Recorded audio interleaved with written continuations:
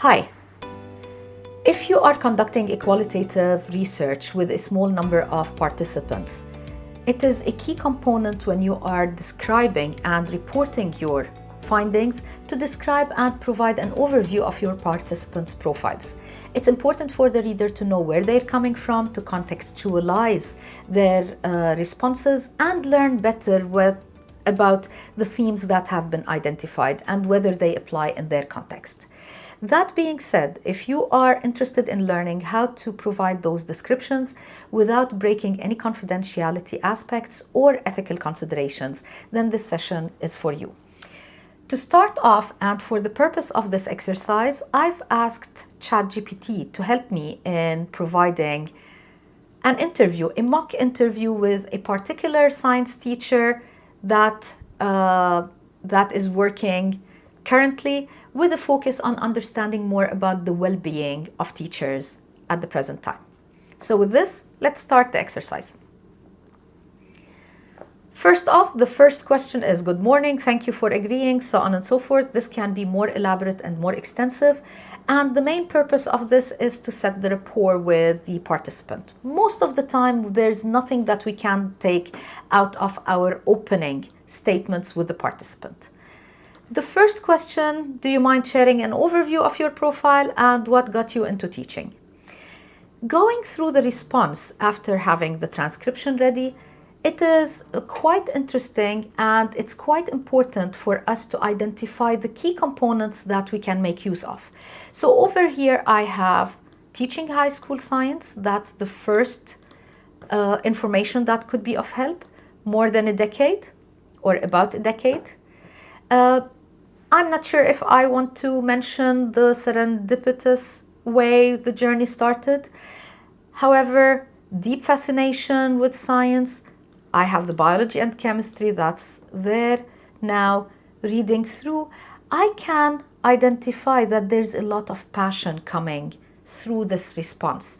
There's a lot about volunteering while being young to teach science, the incredible reward about igniting the spark, the thinking critically and exploring the world. And I can definitely see that I can comfortably say that this is a passionate teacher. And it's important for the purpose of my research when I'm talking about well-being, because being passionate or just there for the ride makes a major difference on how teachers might approach their teaching profession. So it's important for me to say passionate teacher, but it's not as straightforward as teaching high school, biology, chemistry, and a decade. I will need to support it with some evidence. So maybe one thing I can do is highlight something that I can make use of as a quote when I'm describing that participant. This is one quote. Another quote could be igniting the spark of curiosity in young minds. Whatever it is, and the rewarding aspect, incredibly rewarding. So it's up to you what you might want, but if you are going to mention the passion that this teacher brings, it's important to support it, I guess, because it's not as straightforward as which grade level. Now you'll notice from here, there's nothing specific about which grade levels, which school context, and which exact teaching material. That's why the second question comes with a probe, a further probe. What grade are you teaching presently, and what are the responsibilities you have other than teaching? Because I'm going to talk about well-being later on, and I want to understand the scope of the work that this teacher has. I have these responses. 10th and 11th, biology and chemistry. I have Maple Ridge School. I have also, besides the teaching, I have the science club coordinator over here, and definitely I have the school's curriculum committee. There's more words and descriptions about what each task includes or entails, but it's up to me if I want to mention it or not.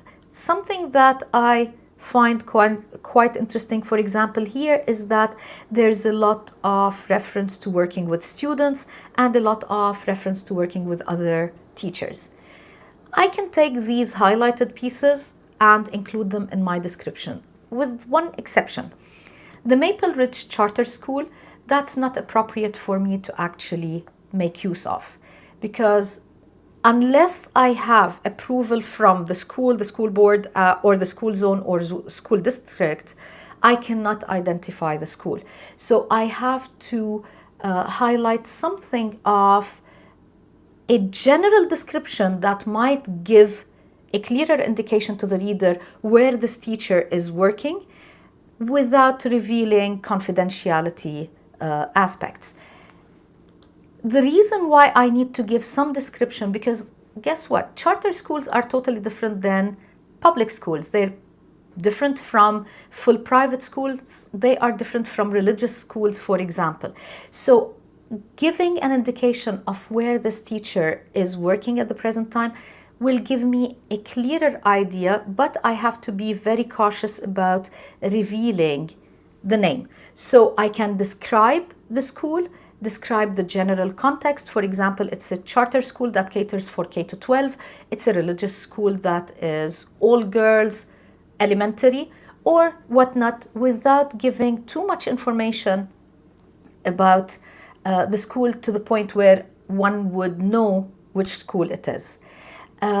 That's for the school. Moving towards the last component, which is the name of the participant. Am I supposed to mention names? No, I cannot. I use pseudonyms, or just a pseudonym, which is a mock name, or I use participant A, participant B, participant C. So let's say my participant's name is Rana. I can use the name Sonia instead, just randomly. It would be helpful. One approach could be to even ask the participant, what name would you like me to refer to you in the manuscript as a pseudonym? Sometimes that gives them even more voice in the interview itself.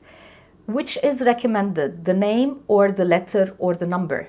It's always recommended to have a pseudonym to identify and describe your participants, because it gives them life, it gives them voice, and it gives them, it allows the reader to connect with them more than participant A. Now, those are the key components I've identified here. I went ahead and created a mock overview for this mock participant. You can pause the video and read it for yourself. Is this the only way I can describe this participant? No, I can present it in a different way. I can make use of another quote from the overview, but generally speaking, this is one way of presenting it.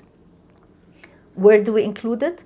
It can be either with the methodology or the findings, depending on the criteria or the guiding, the author's guidebook for the manuscript that you are submitting to the journal, or if this is for an assignment, the assignment rubric, for example. That being said, you can either present it within the methodology. Participants included 3, 4, or 5 teachers teaching in different schools within Ontario context, or anything similar to that. Or you can actually present it with the findings, the participants, first off, profile of participants, and then move on. I hope this was helpful for you, and if you have any other questions, please feel free to send them my way.